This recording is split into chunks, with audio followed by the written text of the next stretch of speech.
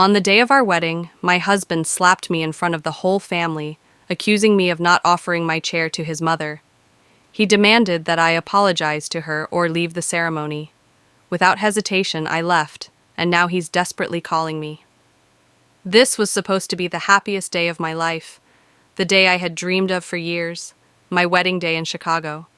It was meant to be a celebration of love and joy, surrounded by family and friends. Instead, it turned into a nightmare that destroyed everything I believed in. The ceremony was beautiful, the music played softly, the flowers were perfectly arranged, and the guests were smiling. I looked around the room, feeling a wave of emotion and anticipation. Peter and I had planned this day for months, and I couldn't wait to start our life together. But as the evening progressed, things took an unexpected turn. It all started when Peter's mother, Mrs. Johnson, approached me with a severe expression on her face. She had an air of authority that often overshadowed others. "Scarlett," she said with disdain, "I need to talk to you." I followed her to a quieter corner of the room, hoping it was just a small issue, but Mrs. Johnson's face was red with anger. "You were incredibly disrespectful today," she said, narrowing her eyes. "You embarrassed me in front of everyone." I was stunned. I had just been polite and respectful. "What are you talking about?" I asked, trying to stay calm. She didn't give me the chance to explain.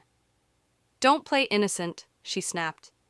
"You think you can come into this family and behave however you want. You're a disgrace." At that moment, Peter was talking to guests. He approached, looking at his mother and me with an unreadable expression. "What's going on here?" he asked, though his tone suggested he already knew. "Scarlett has been incredibly disrespectful," Mrs. Johnson raised her voice. "She ruined the day for everyone." Before I could defend myself, Peter's face twisted in anger. "It's true," he demanded, his piercing gaze. "You've caused trouble, haven't you?" I responded, feeling the sting of his accusation. "I didn't do anything wrong. I just wanted to enjoy our wedding." But Peter's eyes hardened. "You've embarrassed yourself and humiliated my mother," he said loud enough for the guests nearby to hear. "This is unacceptable." The words hurt, but nothing prepared me for what happened next. In a shocking move, Peter raised his hand and slapped me across the face. The sound of the slap echoed in the room, and I felt a wave of humiliation wash over me. My face burned, not only from the physical pain, but from the pure shame of being slapped in front of everyone. The room fell silent, guests exchanging uncomfortable glances, but no one intervened. Peter's mother watched with a satisfied smile, as if she had won a battle. "You're a big woman who has dishonored my mother," Peter shouted with venom in his voice. "I can't believe I married someone like you." I stood there stunned, tears in my eyes. The crowd was just a blur of shocked faces. I wanted to run and hide from the world, but instead, I stayed still, unable to comprehend what had just happened. Peter's behavior wasn't just shocking, it was devastating in front of all those people. I felt my dignity evaporating as the guests slowly resumed their conversations. The laughter and music seemed to mock my misery. When I finally managed to collect myself, I knew I couldn't stay there any longer. I apologized and found a quiet spot at the back of the room, away from the curious gazes. Tears flowed freely now as I tried to understand the events of the evening. I had always imagined this day as a fairy tale, a dream come true. Instead, it became a cruel reminder of the harsh reality I was facing. The marriage I had hoped would bring happiness and security had turned out to be a sham. Peter and his mother's behavior wasn't just a momentary lapse of anger. It was a sign of a toxic and abusive dynamic I hadn't fully understood before. The humiliation of that night was a wake-up call. I knew I couldn't let this be the end of my story. Looking at my reflection in the dim light, I made a silent vow to myself. I won't keep being a victim of their cruelty. I will seek justice and reveal the truth, no matter how hard the road ahead may be. The wedding that once symbolized new beginnings had become a turning point in my life. The pain and betrayal I felt ran deep, but it also ignited a flame inside me. I knew the road to reclaim my life and seek justice would be long and difficult, but I was determined to face it head-on. This was just the beginning of my fight. In the weeks following this disastrous wedding, I felt like I was living in a fog. The pain of the public humiliation I had endured at Peter's hands was still vivid, but what hurt the most was realizing that my marriage had been a facade. Despite the confusion and emotional chaos, I knew I couldn't let Peter and Mrs. Johnson's cruelty define my life. I had to take control and find a way to fight back. The first step in my plan was to gather evidence. I knew that to expose Peter and his mother, I needed more than just my word. I needed proof of the emotional and financial abuse I had endured. That's when I decided to contact Robert, a private detective known for his discretion and effectiveness. I reached out to him, and after a brief consultation, he agreed to take on my case. The detective was in his 40s, calm and sharp-minded. He listened attentively as I told him the events of the wedding and described the abusive pattern I had endured. "I understand how difficult this must be for you," he said, "but if you're willing to work with me, we can uncover the whole truth." I nodded, feeling a glimmer of hope. "I'll do whatever it takes," I said. "I just want the truth to come out." With the detective by my side, I started recording my conversations with Peter and Mrs. Johnson. It was uncomfortable and stressful, but I knew it was necessary. I hid a small recorder in my bag, making sure to capture every conversation I had with them. It didn't take long before I realized just how manipulative and abusive they were. In reality, in the days following the wedding, life felt like a blur of intense emotions. I still felt trapped in that night, the slap, the humiliation echoing in my mind over and over. Peter had tried to contact me several times, each call and message more desperate than the last, but I had no intention of speaking to him. My heart was broken, but my resolve grew stronger with each passing day. Hiring Detective Robert was the first step in regaining control of my life.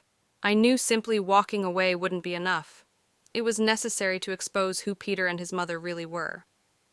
A mix of fear and power overtook me as I thought about it. Robert was proving to be a serious man, extremely professional, with a calmness that helped me stay focused on what needed to be done. "Have you discovered anything?" I asked, anxious, during one of our weekly meetings in his small office downtown. "A few things," Robert replied, organizing some documents on his desk. "But we're still far from having the full picture." I watched him handle the papers, feeling my heart race. It wasn't just about the abuse during the wedding. There was more to this family. Throughout the months Peter and I had spent together, I had never really understood the relationship between him and his mother, but now everything seemed to make sense. There was something dark behind Mrs. Johnson's absolute control over him, and I was determined to find out what it was. Robert continued, "The recordings you've obtained are a promising start, especially the ones where Peter admits his mother was always right about you. It shows clear and constant manipulation." But he hesitated. "Is it enough?" I could barely contain my anxiety. "For now, it's a good foundation, but I need something more concrete.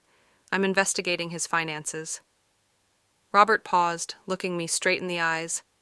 "There may be something you're unaware of."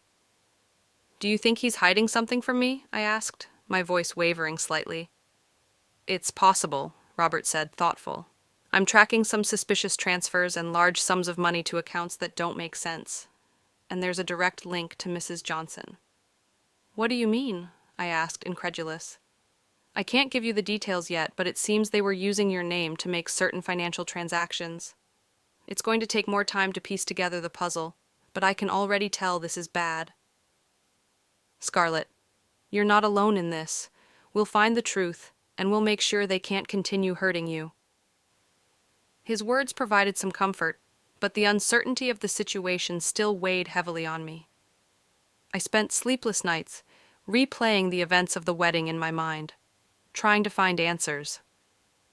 Every time I closed my eyes, I could still hear the slap, feel the sting of the humiliation, and see the cold satisfaction on Mrs. Johnson's face. The guilt, the shame, the crushing sense of betrayal. It was all so much to bear. But something deep inside me had shifted. I wasn't just a victim anymore. I was determined to fight back. In the days that followed, I continued to work with Robert, providing him with every detail I could remember, every conversation that seemed significant. He was methodical, patient, and relentless in his pursuit of the truth. He made discreet inquiries into Peter's financial activities, and as the weeks passed, the evidence began to mount. Suspicious bank transfers, hidden assets, and strange dealings, all of it pointed to something much darker than I had imagined. But there was more to the story.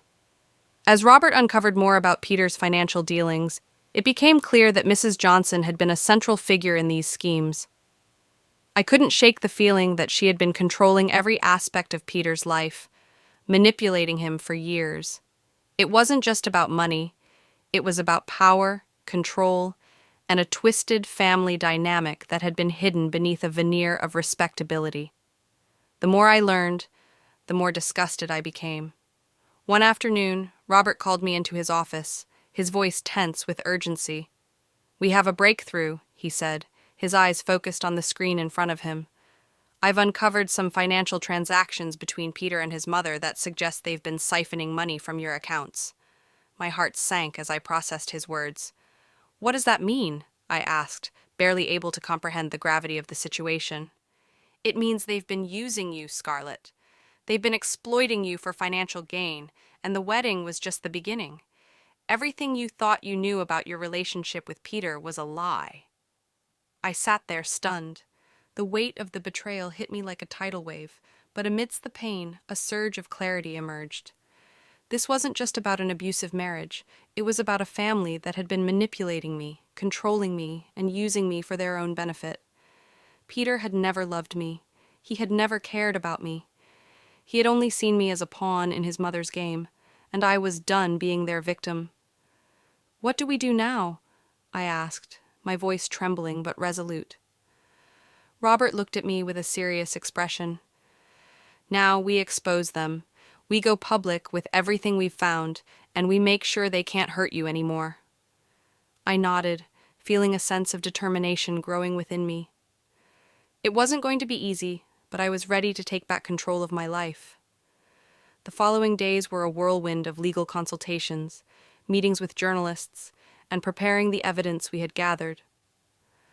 Robert and I worked tirelessly, piecing together the story that would expose Peter and Mrs. Johnson for who they truly were. As the days passed, I could feel the tension building.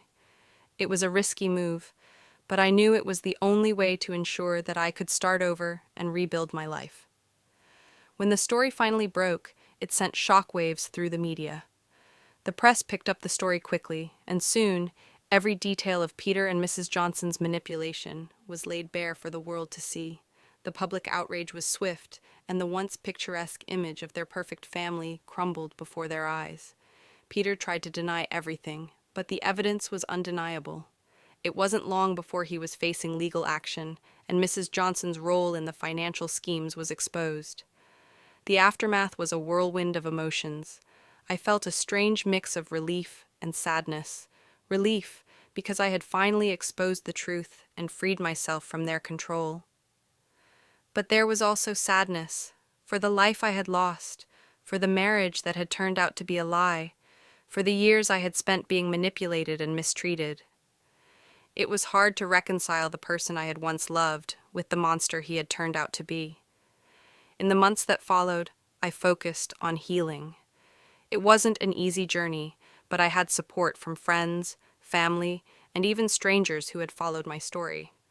They offered words of encouragement and shared their own experiences of overcoming abuse.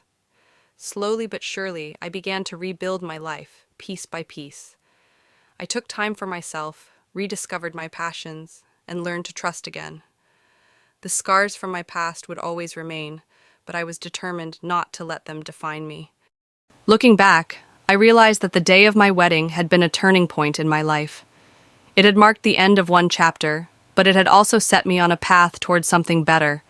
The pain, the humiliation, and the betrayal had all led me to a place where I could finally take control of my own destiny.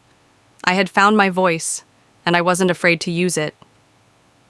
As for Peter and Mrs. Johnson, Their lives had been irrevocably changed. They had lost everything: money, reputation, and the control they had once wielded over me. But I had gained something far more valuable: my freedom. I had reclaimed my life, and nothing would ever take that away from me. The journey had been long, and the road ahead was still uncertain, but I was no longer afraid. I knew that I was strong enough to face whatever challenges came my way. And as for my wedding day, the memory would always be tinged with pain, but it would also serve as a reminder of the resilience I had found within myself. I had survived, and that was all that mattered. This story highlights an emotionally charged and difficult journey, reflecting themes of manipulation, betrayal, and the courage to reclaim one's life after experiencing abuse.